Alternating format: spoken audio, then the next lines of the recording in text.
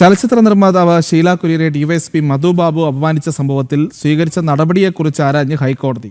ഹൈക്കോടതിയുടെ ഉത്തരവ് നടപ്പാക്കിയോ എന്ന് എറണാകുളം റേഞ്ച് IG അറിയിക്കണം. ഒരു മാസത്തിനകം മറുപടി നൽകണമെന്നും നിർദ്ദേശമുണ്ട്. ചലച്ചിത്ര നിർമ്മാതാവ് ഷീല കുര്യനെ അപമാനിച്ച സംഭവത്തിൽ ഡിവൈഎസ്പി മധു ബാബുവിനെതിരെ നടപടിയെടുക്കാത്തതിൽ എറണാകുളം റേഞ്ച് IG വിശദീകരണം നൽകാനാണ് ഹൈക്കോടതി സിംഗിൾ ബെഞ്ചിന്റെ നിർദ്ദേശം. മധു ബാബുവിനെതിരെ നടപടിയെടുക്കണമെന്ന ഉത്തരവ് നടപ്പാക്കിയോ എന്നാണ് റേഞ്ച് IG അറിയിക്കേണ്ടത്.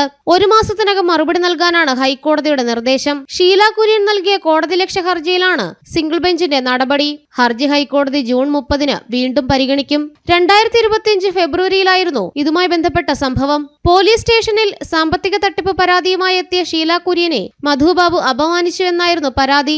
സ്ത്രീത്വത്തെ അപമാനിച്ചെന്ന് ചൂണ്ടിക്കാട്ടി കേസെടുക്കാനാവശ്യപ്പെട്ട ഷീല നൽകിയ ഹർജിയിൽ 2025 ഡിസംബറിൽ നടപടിയെടുക്കാനായി ഹൈക്കോടതി എറണാകുളം റേഞ്ച് IGക്ക് നിർദ്ദേശം നൽകിയിരുന്നു. പക്ഷേ തുടർ നടപടി ഉണ്ടായിരുന്നില്ല.